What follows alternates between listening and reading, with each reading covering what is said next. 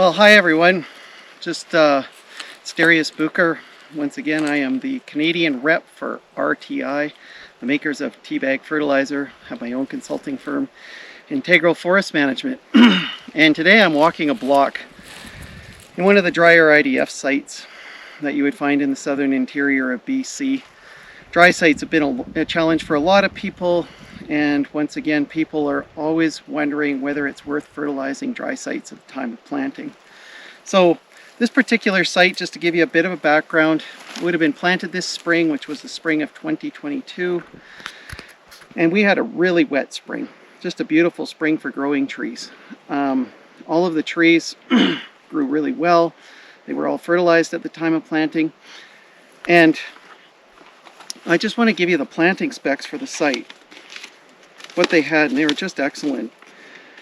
The first priority target sites that they had was a disturbed soil mixed in overturned stump holes, and on the south side of the hole. The reason they wanted to go on the south side of the hole, of course, was to give as much shading to that seedling as possible, heading for the more mineral soil exposed to try and get away from this pine grass, which is just grew like crazy this year with all of the rain and is a tremendous competitor for moisture.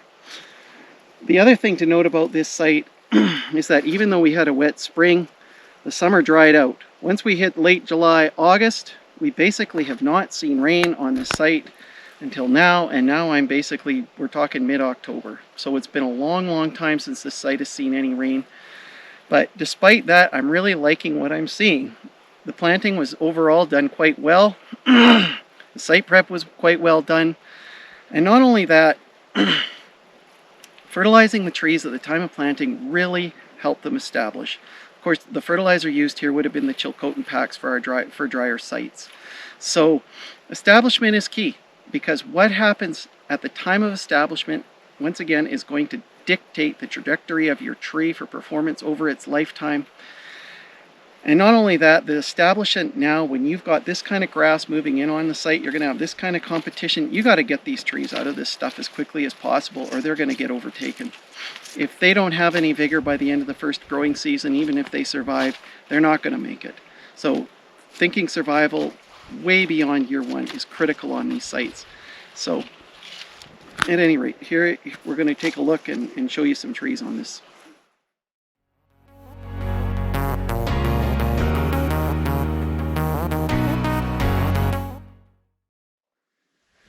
Okay, so I've been doing a lot of walking around the site, and they did some really good site prep here with their stumping and then some scraping in between the stumps to help get rid of this grass competition that we're here. But here's I just wanted to show you what a really awesome microsite is, and they've been nailing them quite consistently throughout the block. But before I do that, just to give you a bit of an overview of what the site looks like, where I'm going to be showing you the ultimate planting spot. So just maybe give a panorama of that.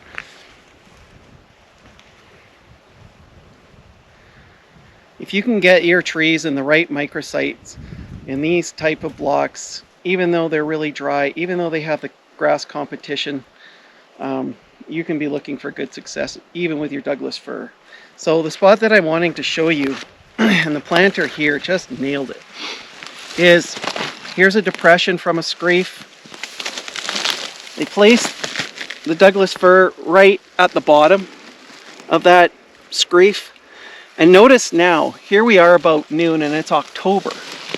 But what is the tree? It's shaded. And the more shade that it gets throughout the day, especially during those really hot, dry summer days, especially late into the afternoon, the better your chances of success. And not only that, it's going to perform. There's nothing wrong with this tree. It got the fertilizer, absolutely no problem. It's going to launch next spring. But just a really excellent example of the type of microsite that you want on these hot, dry IDF sites. Okay, this is just another example where I think the planter just did an awesome job of taking advantage of the site prep and really micrositing the trees well. So once again, we're about noon here in October, and look at where I'm standing. I'm in the full-on sun. Where I'm standing, pretty much in the full-on sun. But look at where they microsited the trees, and just imagine what a benefit it is to the tree in the summertime, and also allowing them, because they can get more moisture with that shading, also be able to take much better advantage of that fertilizer. So I'll just want to show you an example of a few trees that I think were really done well. Starting with this pine tree. You can see there's some thistles here that it's going to be competing with one day, but for the most part in the shade, tucked up against the south side of the screef so that it gets some shading. Really well done here. Coming up to this fir. Once again, when we take a look at this fir tree, took the best advantage they could of the shading that they had. Tucked it up against the south side, but we're in the shade. And then this one over here, really like it. Here's another fir tree. Look at this. Tucked it right in between logs. These trees, or these logs here, protecting it from the sun during the daytime, but just a really excellent spot. And then of course, last but not least, here's one more right in the screef. But here's my southwest corner of that screef. Trees put into it, and look, it's also in the shade here in the afternoon sun. So really important, if you're going to get the most out of your fertilizer, you're going to get the most out of your seedlings. Positioning them correctly in these dry IDF sites is critical, and just an excellent job done here.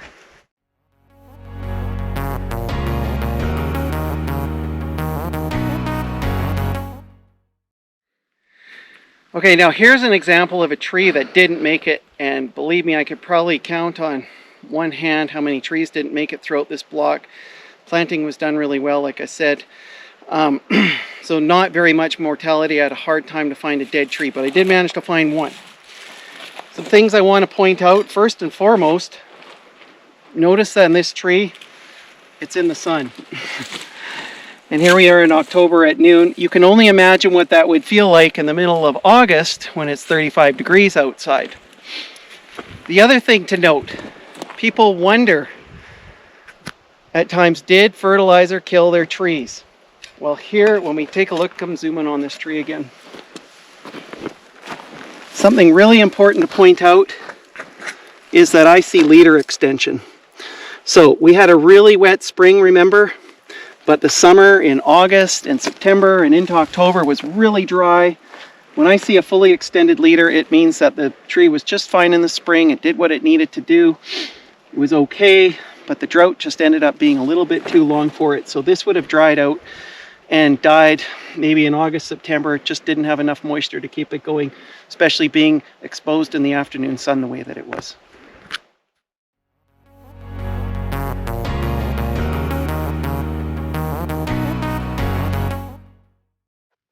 Okay, now I just wanted to show you what some pine trees look like.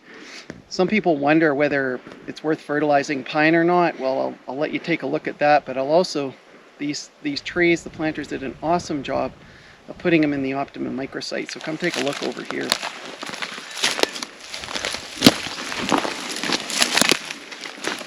Here we are, bottom of the hole. Get some shading in the summertime. That's where your moisture is going to be. Just an awesome tree. It's going to be on its way. And not only that, what I've noticed as walking through this block is there's a lot of cattle that have been moving around through here. There's a spot where the cattle aren't going to step. It's just another way of protecting your tree. And here's another one. This one's a little more out in the open. But just here's another example of what a pine tree can look like when it's fertilized at the time of planting. And you can just imagine what that's going to look like in a couple of years from now. These trees are away, and we all know how expensive these sites are if you don't get them away right at the very beginning. Fill planting and replanting them becomes extremely expensive. So by shoring the trees up, doing it right the first time, the company who has done this has really bought themselves something.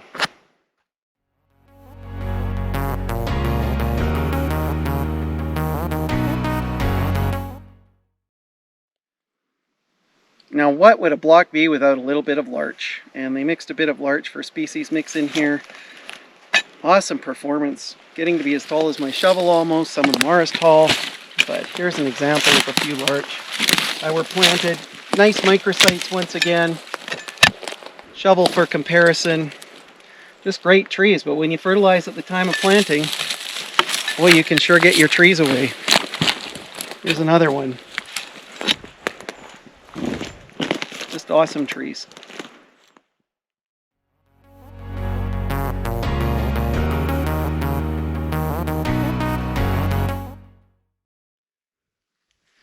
Okay, I know in my other videos, and one of the things that I've mentioned this, but one of the things that I always want to just stress more than anything else, especially in these dry sites, is that just because you get a tree to survive during the first growing season does not mean that you're finished. It does not mean that you're going to get it to survive all the way to free growing and beyond. Now, as you can see, this innocent pine grass that's only 2 inches tall when you're walking in the forest before you harvest the stand, you can see on a nice wet rainy spring like we had in 2022 what it can turn into. And somehow your trees have to be able to make it through this stuff. Sure, you can plant through this stuff and then maybe your trees will survive the first growing season, but if they have really poor vigor and they're not in the condition that they can perform, even if you site prep, this stuff's not going to sit still. It's going to take over your site prep. It's going to start pressing down your trees, and it's going to start sucking all of the moisture out of the soil and leave your tree with basically nothing. Here's something really important, or an example of what I want to show you, is what they did here. And I find this quite incredible because this is a spruce tree and we're on an IDF site, but it is a bit of a gully, so they tried to target the wetter microsites. But they got this tree in behind a log to give it a bit of space away from the grass, and I am on a bit of a screef because of the tracks of the machine. But when I look at this spruce tree, and when I look at the leader, and I got the buds that are setting for next year, this thing is going to be ready to go. And I'm not worried about it. It's going to kick into gear, and it's going to be able to get through this brush. Something that's really interesting to state, and I've seen it in many other places too. You would think, why would you plant spruce in a dry IDF site? And I found that even on spots where spruce traditionally you may not have planted, if you can get it fertilized at the time of planting and you can get it established so it can access site resources and moisture better, it's amazing where spruce trees can start to perform. So here's another example where you might be able to fertilize at the time of planting and put more species into the mix if you want to have that diversity on your site. I just had to show you this one too, but here's another example of a spruce tree. This is a little lower down in the gully, but they got good microsite selection as far as that's concerned by getting it out of the middle of the grass, giving it on this screef. But just look what a fertilized tree can look like after the first growing season, and just imagine what that's going to look like in the years to come. It is extremely well established, it's ready to go, and the competition's not going to be a problem for it over the long term.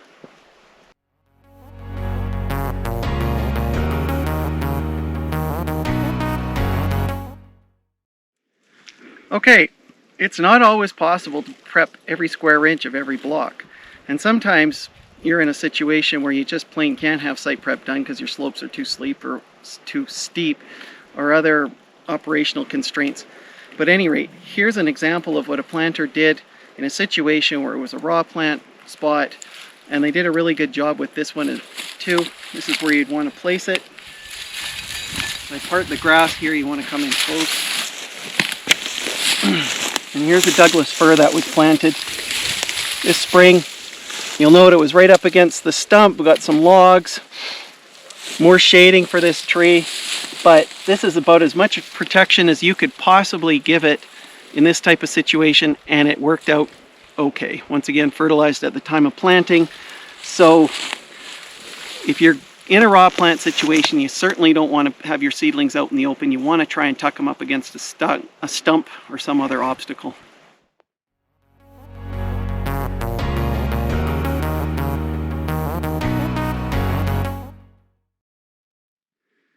Some people wonder about fertilizing at the time of planting on dry sites because they haven't seen the results from it. And of course, the foundation of good results, giving your ability to take your seedling the ability to take up the fertilizer and perform with it, is really, really dependent on a good microsite. Now I just want to show you a tree that they ended up having to raw plant because they couldn't site prep a particular area. And just think about this pine tree in comparison with those that were able to go into prepped ground. And think about, even though they fertilized at the time of planting, the competition that it's under. So the important thing to remember, especially when you're dealing with dry sites where moisture can be so limiting and you have this kind of brush competition or grass competition that's sucking the moisture away from your trees, is that fertilizing at the time of planting is part of your silviculture regime. Site prepping on its own may not be enough to get your trees away, depending on the type of site prep you do and how aggressive the brush competition that you have is. But fertilizing at the timing, the same thing, may also not be enough to get you away. But you combine the two and great things can happen. But here's an example of what the difference things can look like if you're not able to site prep on a dry site. It's not a function, again, of the fertilizer not working, it's just a function of the microsite not being available for the tree to be able to take advantage of the fertilizer. So, up against the stump, good location, good selection. But this pine tree, just so much grass competition. Zoom right in on it here. Just so much grass competition for this tree that it just couldn't get away. So, at any rate, the importance of putting together a full silviculture regime on these dry sites.